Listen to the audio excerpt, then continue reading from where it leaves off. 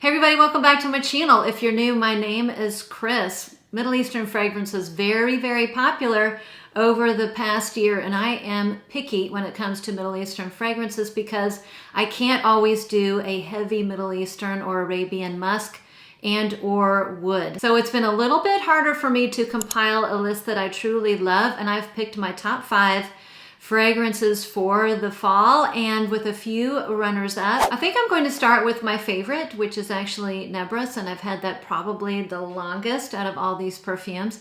And it is a fragrance that is currently MIA in my collection, and I know what that means. It means that my daughter has it.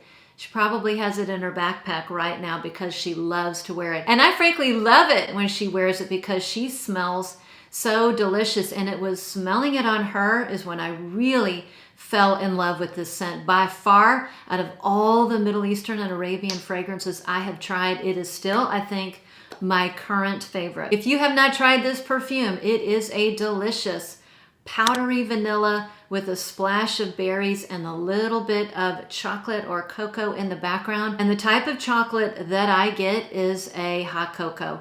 It is a creamy, milky hot cocoa. I also think this has a little splash of sugar cubes, and even though it is a sweet vanilla, I find that it's never overly sweet. She actually wore this a lot in the summer and just smelled so delicious. And I think the reason why it never got too overbearing is because there's a little hint of the fresh berries in the background. And I do love the chocolatey nuance, but it's like a cold hot chocolate. It's not too warm and it's not too heavy. This thing has terrific lasting power, has beautiful projection, beautiful sillage, and maybe one day I will sneak it back out of her backpack and be able to wear it. But it is one fragrance that I absolutely love and a terrific Middle Eastern Arabian fragrance to wear for the fall. If you have been following my channel, you know that this perfume was going to make a presence. I think I found this in 2023 and discovered it by accident. I was, shopping around on Joma Shop, came across this bottle and thought, oh my gosh, I need that perfume. I don't care how it smells. But fortunately, I love how it smells, and it's Musamam White Intense. This is for the lovers of coconut and sandalwood, and you really do have to kind of love both because the sandalwood in here is very prominent. It is a little bit dusty, it's a little bit dry. The coconut is also a little bit dusty, a little bit dry. It's not a sweet, milky, creamy, kind of a tropical drink. Coconut is not the coconut that smells sunscreeny, not at all. This has a little bit of a floral note, and the flower in here is a tropical yellow flower. It's ylang, so it gives it a little bit of a tropical flair. And for that reason, I think it can be worn in the hotter weather, and I pick up some non-specific spices, very subtle in the background. Like every fragrance, it's not going to be for everybody, but if you do love sandalwood and a little bit of coconut, this could be a home run. I've said time and time again that the sandalwood amber in here reminds me a little bit of the sandalwood amber that's in a very expensive Fragrance du Bois perfume, Santal Complet. Again, like I've said in the past, they are not dupes, but I do get the similarities with regards to those two notes. And I mean, it's going for like 25 bucks, well under 50 bucks. I do know that for sure. And this is going to last me forever. The next one is one that was very popular, and it is by Latafa. This is Khamrah Qahwah.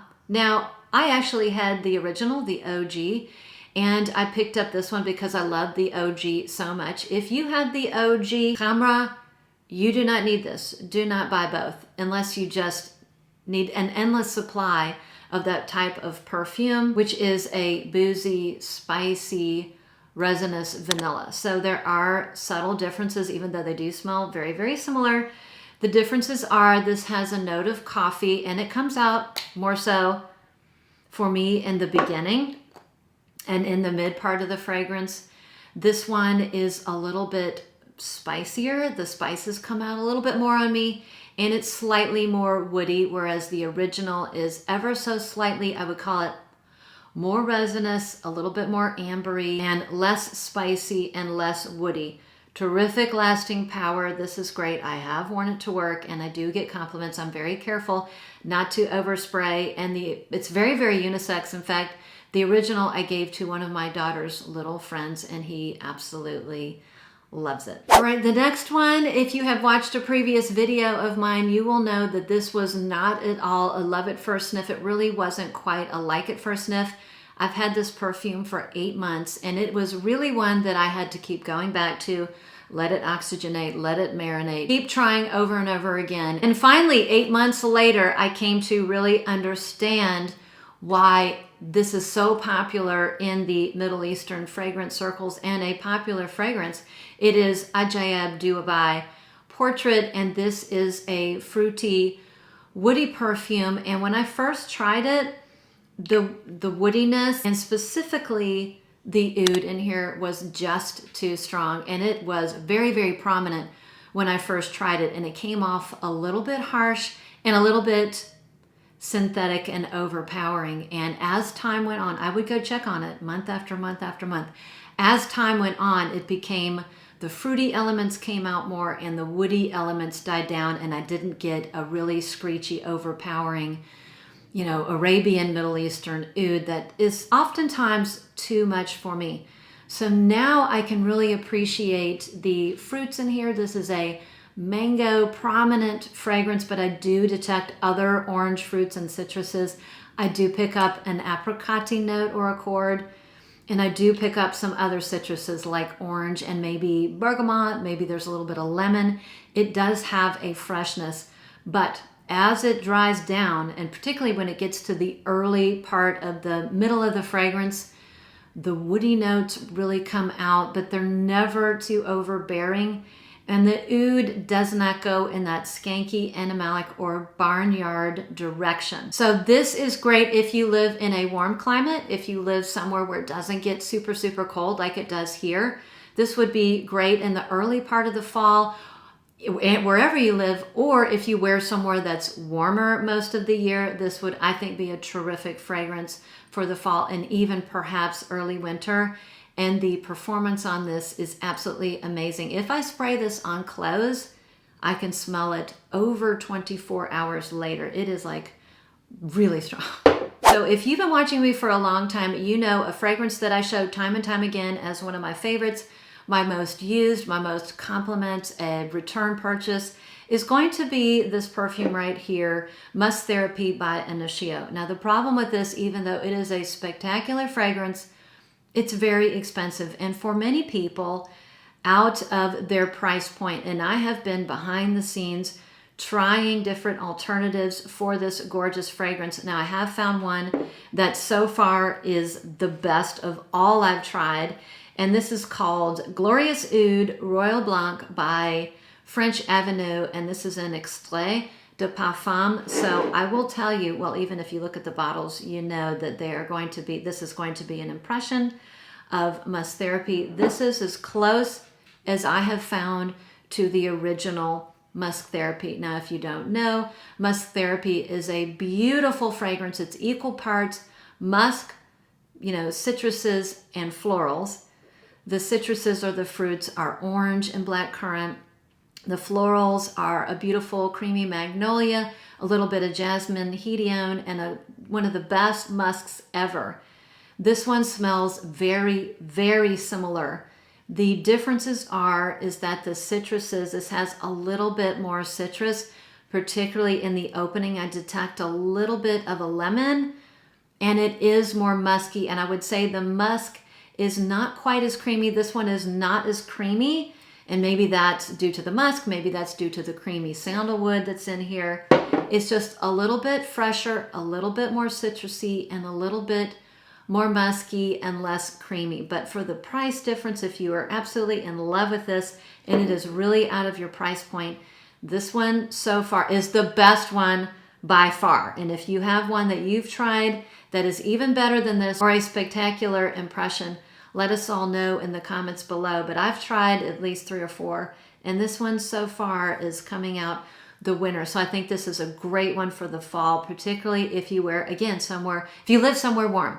I don't live somewhere where it's always warm in the fall. I live somewhere where it starts to get cold in October, but on those warmer days, on those days where there's maybe a little bit of a chill in the air and the sun is out, or for the warmer days in the early fall, I'm going to be pulling for my musk therapy, and this one is a fantastic alternative. So that was 5. I'm going to show 2 runners up. The first runner up I'm going to show is called Rifaaqat, which is an impression of Baby Cat. I have talked about this in the past. This is a very, very affordable version of Baby Cat. They are not one-to-one dupes.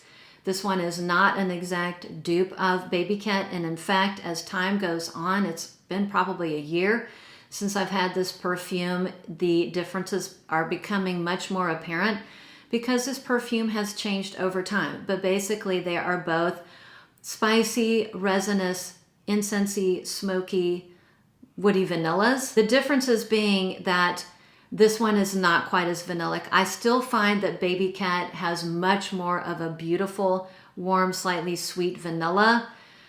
Rifaaqat does not have that same vanilla. It still has a vanilla, but the vanilla is not as prominent, and the opening spices are not as prominent. This has more of a leathery facet. Maybe it's saffron, maybe it's the leather accord. It still has that woody base, but I get a lot more leather in this, a lot more saffron. But because Baby Cat's so hard to find and it's really, really expensive, I do think if you want something close, not exactly a dupe, but close, this is it, definitely in the ballpark, and it's very, very affordable. I think I got my bottle for 50 bucks. It's now running around $25 now that the hype is worn down. And the last one is, I think, going to be a home run for certain people.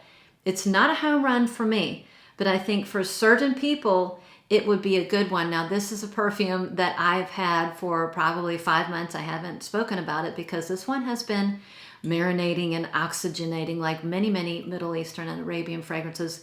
I can't always, they're not always a love in the beginning. They have to just sit. I know you guys have heard that time and time again, but I find for the most part that does ring true.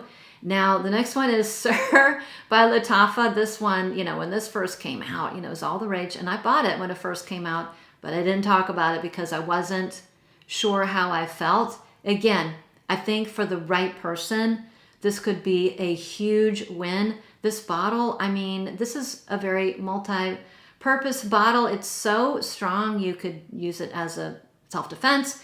It could be for physical fitness. You could do your bicep curls, use it as a paperweight. I can't decide if it's interesting or absolutely hideous, but I will give them props for creativity. Anyways, if you like an almondy, tonka, woody vanilla with some spices, and when I say spices, I'm specifically talking about cinnamon, this could be a home run for you. I would say as maybe the several months I've had this, I like it more. And there are parts that I do find very appealing. It's certainly not a love. And I want to say, I don't know, I probably paid $65 for it, which is about what it's running right now. But if you love a almond forward vanilla, again, but you have to love certain woods, and I think this is Akigala wood. If you like those notes accords and you can take some hefty dusting of cinnamon, I think this could be a home run, but I would not buy this blindly because this could be a big disaster for lots of people. There are now places where you can get testers and samples of many of these Middle Eastern and Arabian fragrances that, at least for a time in the past, were very, very difficult to track down, and so a lot of times you had to blind buy them. And even though a lot of these are very, very affordable, that adds up over time. You could quickly spend $150, $200 on a bunch of blind buy fails that individually were very well priced. So that was it. That was my top 5 Middle Eastern Arabian fragrances for the fall with two runners up for the right people. And I think Sehr was my most expensive at $60, and the rest were significantly under that. So very easy on the pocketbook, easy on the wallet. Let me know what you thought of this video. Did I leave out your favorite Middle Eastern Arabian fragrance for the upcoming colder months. If I did, please let us all know in the comments below what your top picks are. If you are not subscribed to my channel and you enjoy my content, I would love it if you would subscribe to my channel, hit the bell notification so that you are aware when I release a video. And if you found something useful or helpful or enjoyed the video, I would love a thumbs up. Thanks again for sticking around. Thanks for all of you who are repeat watchers of my videos. Always come by, give me a thumbs up, and leave me a nice comment below. It's been super fun getting to know you. And with that, I'll see you on the next one.